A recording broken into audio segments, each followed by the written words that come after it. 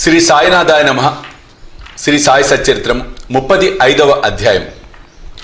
35వ అధ్యాయం. ఊది మహిమ. కాకా మహాజని స్నేహితుడు, కాకా మహాజని యజమాని, బాంద్రా అనిద్ర రోగి, బాలాజీ పాటిల్ నేవాస్కర్, సాయి పాము వలె కనిపించుట. ఈ అధ్యాయంలో కూడా ఊది మహిమ వర్ణితము. ఇందులో బాబా 2 విషయములలో పరీక్షింపబడి లోపం లేదని కనుగొనబడుట కూడా చెప్పబడినది. బాబాను పరీక్షించు కథలు మొట్టమొదటి చెప్పేదను. ఆధ్యాత్మిక విషయములలో లేదా సాధనలందు శాఖలు మన అభివృద్ధికి అడ్డుపడును. భగవంతుడు నిరాకారుడని నమ్మువారు భగవంతుడు ఆకారం కలవాడని నమ్మువారిని ఖండించి అది వట్టి భ్రమ అనెదరు. యోగేశ్వరులు మానవులు మాత్రమే కనుక వారికి నమస్కరింపనేలా అందురు. ఇతర శాఖల వారు కూడా ఆక్షేపణ చేయుదురు. వారి సద్గురువు వారికి ఉండగా ఇతరుల యోగులను నమస్కరించి వారికి సేవ చేయనేలా అందరూ. సాయిబాబా గురించి కూడా అట్టి ఆక్షేపణ చేసిరి. షిరిడీకి వెళ్లిన కొందరిని బాబా దక్షిణ అడిగాను. యోగులి ప్రకారం ధనం ప్రోగు చేయటి శ్రేయస్కర్మ. వారిట్లు ధనము జాగ్రత్త చేసినచో వారి యోగి గుణములు ఎక్కడా అని విమర్శించిరి. అనేక మంది బాబాను విక్రించుటకు షిరిడీకి వెళ్లి తుదకు వారిని ప్రార్థించుట అచటనే నిలిచిపోయిరి. అటువంటి 2 ఉదాహరణలు. కాకా మహాజని స్నేహితుడు నిరాకారుడు భగవంతుడిని ఆరాధించువాడు. విగ్రహారాధనకు అతడు విముఖుడు. అతడు ఊరికనే వింతలేమైనా తెలుసుకుంటకు షిరిడి పవన్ అంగీకరించాను. కానీ బాబాకు నమస్కరించునని వారి దక్షిణ ఇవ్వనని చెప్పాను. కాకా ఈ షరతులకు ఒప్పుకొనను. ఇద్దరు శనివారం రాత్రి బొంబాయి విడిచి ఆ మరుసటి దినం షిరిడి చేరిరి. వారు మసీదు మెట్లు ఎక్కగానే కొంచెం దూరం ఉన్న మహాజని స్నేహితుడిని మంచి మాటలతో ఆహ్వానించాను. ఆ కంఠధ్వని మిక్కిలి చిత్రంగా ఉండెను. కంఠం అతని తండ్రి కంఠం వలె ఉండెను. కంఠము గతించిన తన తండ్రిని జ్ఞప్తికి తెచ్చెను. శరీరం సంతోషంతో ఉప్పొంగను. కంఠపు ఆకర్షణ శక్తి ఏమని చెప్పుదును. మిగుల ఆశ్చర్యపడి ఆ స్నేహితుడు ఇది తప్పనిసరిగా మా తండ్రి కంఠమే అనెను. వెంటనే మసీదు లోపలికి వెళ్లి తన మనోనిశ్చయమును మరిచినవాడే బాబా పాదములకు నమస్కరించెను. ఉదయం ఒకసారి, మధ్యాహ్నం ఒకసారి బాబా దక్షిణ అడుగగా కాకా మహాజన్ ఇచ్చెను. బాబా కాకానే దక్షిణ అడుగుచుండెను, కానీ అతని స్నేహితుడిని అడగలేదు. అతని స్నేహితుడు కాకా చెవులో బాబా నిన్నే దక్షిణ అడిగాను, నేను నీతో ఉన్నా, నన్నెందుకు విడిచిపెట్టుచున్నారు అనెను. నీవే బాబాని అడుగుము అని అతడు జవాబిచ్చాను. తన స్నేహితుడు ఏమని చెవిలో ఊదుచున్నాడని బాబా కాకాని అడగగా తన స్నేహితుడు తాను కూడా దక్షిణ ఇవ్వవచ్చునా అని అడుగుచున్నాడనను. బాబా నీకిచ్చుటకు మనమున ఇష్టము లేకుండెను, అందుకే నిన్ను అడగలేదు, కానీ ఇప్పుడు ఇష్టమున్న ఎడల ఇవ్వవచ్చులే అనెను. కాక ఇచ్చినంత అనగా 17 రూపాయల దక్షిణను అతని స్నేహితుడు కూడా ఇచ్చెను. బాబా ఇప్పుడు కొన్ని మాటలు సలహా రూపమున ఇట్లు చెప్పాను. నీవు దానిని తీసివేయము, మనకు మధ్య ఉన్న అడ్డును తీసివేయము. అప్పుడు మనము ఒకరినొకరు ముఖాముఖి చూచుకొనగలము, కలుసుకొనగలము. పోవుటకు బాబా వారికి సెలవు ఇచ్చెను. ఆకాశము మేఘములతో కమ్మి ఉన్నప్పటికీ, వర్షము వచ్చినేమో అని భయము కలుగుచున్నప్పటికీ ప్రయాస లేకుండా ప్రయాణం సాగునని బాబా ఆశీర్వదించెను. ఇద్దరు సురక్షితంగా బొంబాయి చేరిరి. అతడి ఇంటికి పోయి తలుపు తీసరికి 2 పిచ్చుకలు చచ్చిపడి ఉండెను. ఇంకొకటి కిటికీ ద్వారా ఎగిరిపోయాను. తానే కిటికీ తెరిచి ఉంచినచో పిచ్చుకలు రక్షింపబడి ఉండును. వాని అదృష్టానుసారముగా అవి చచ్చెను.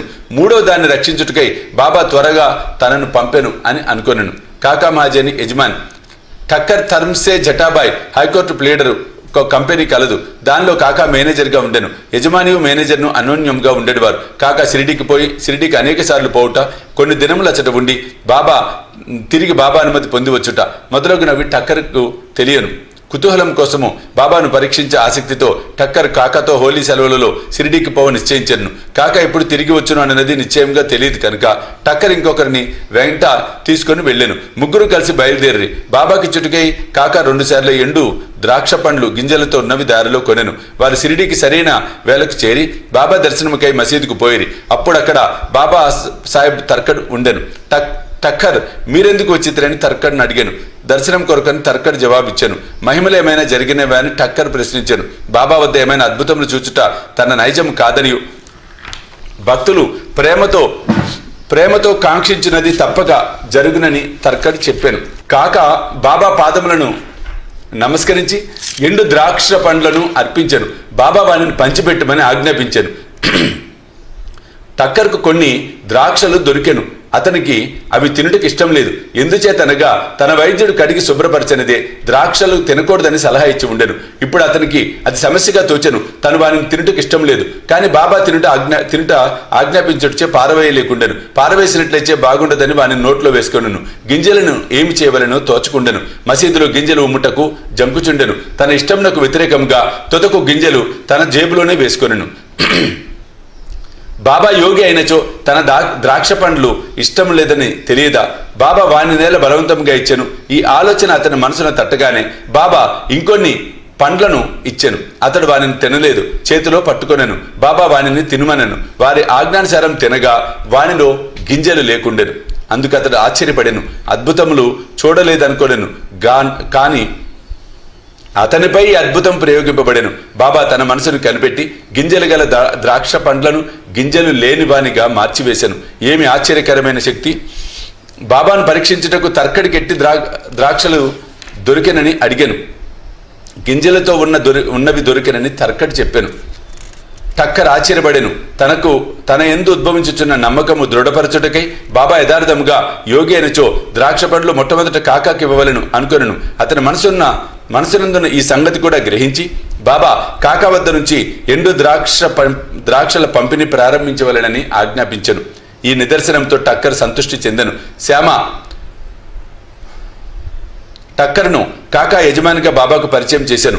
అందుకు బాబా ఇట్లనెను, అతడెట్లు వీనికి యజమాని కాగలడు? అతని యజమాని వేరొకరు కలరు. కాకా ఈ జవాబుకు చాలా ప్రీతి చెందెను. తన మనోనిశ్చయమును మరచి టక్కర్ బాబాకు నమస్కరించి బాడకు తిరిగిపోయాను.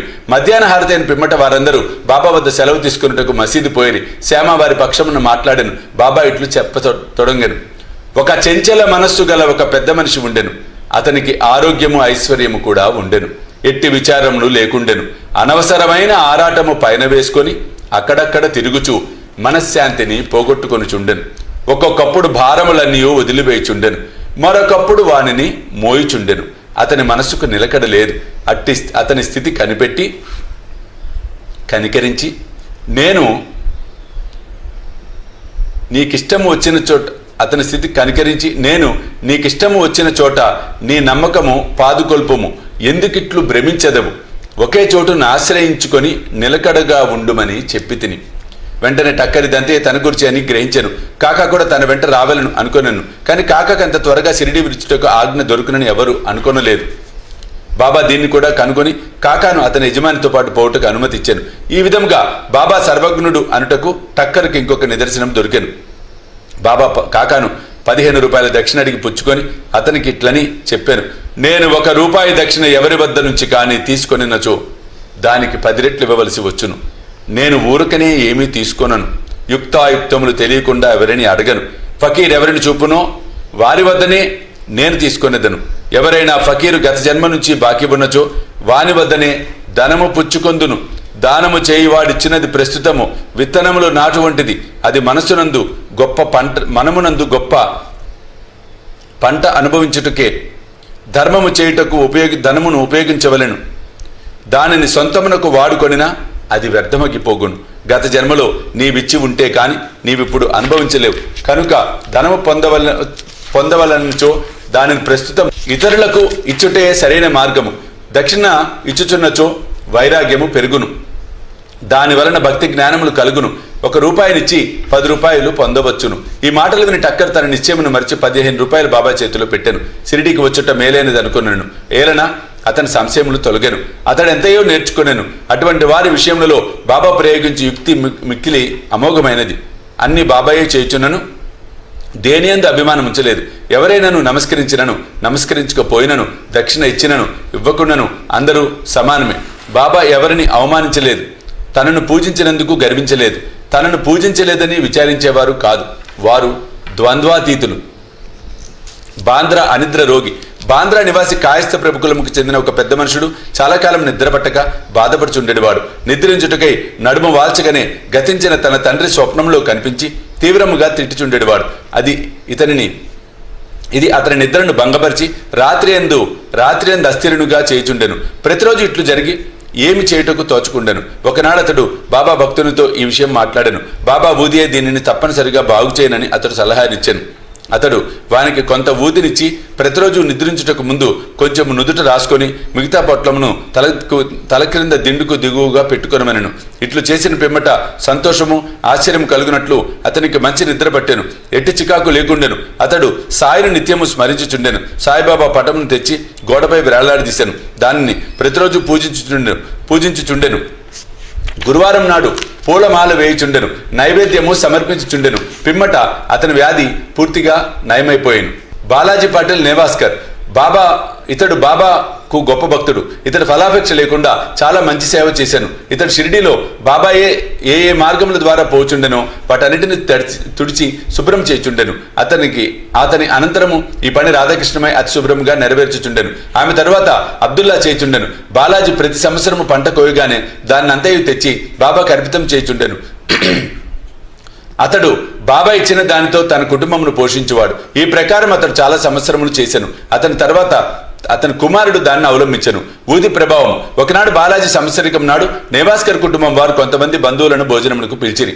భోజన సమయానికి పిలిచిన వారి కంటే 3 రెట్లు బంధువులు ఎక్కువ వచ్చిరి. నేవాస్కర్ భార్యకు సంశయం కలిగాను. వండిన పదార్థములు వచ్చిన వారికి చాలవనియు కుటుంబ గౌరవం భంగం కలిగినని ఆమె భయపడెను. ఆమె అత్తగారు ఓదార్చుచు, భయపడకుము, ఇది మనది కాదు, ఇది సాయి ఆహారమే. అన్ని పాత్రలు గుడ్డలతో పూర్తిగా కప్పివేయము. వానిలో కొంచెము ఊది వేయము. గుడ్డ పూర్తిగా తీయకుండా వడ్డన చేయము. సాయి మనలను తప్పక కాపాడును అనెను. ఆమె ఆ సలహా ప్రకారమే చేశాను. వచ్చిన వారికి భోజన పదార్థములు సరిపోవటే కాక ఇంకనూ చాలా మిగిలిను. తీవ్రంగా ప్రార్థించరుచో యథాప్రకారము ఫలితం పొందవచ్చునని ఈ సంఘటన తెలియజేయుచున్నది.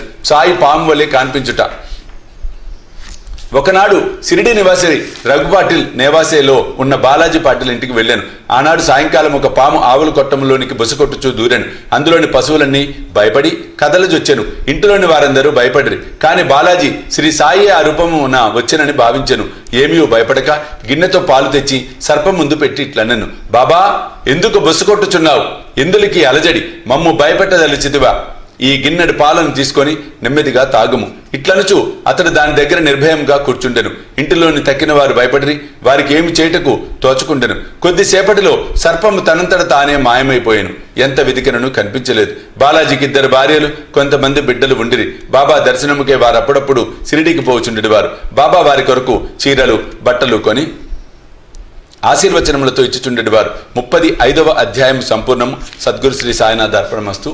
శుభం భవతు.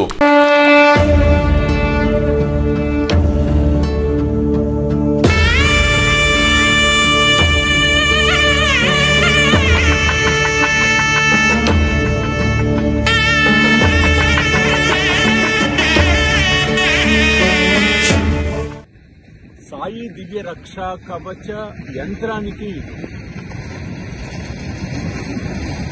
స్వర్ణ కవచం, స్వర్ణ తాపడం మనం చేయించబోతూ ఉన్నాం.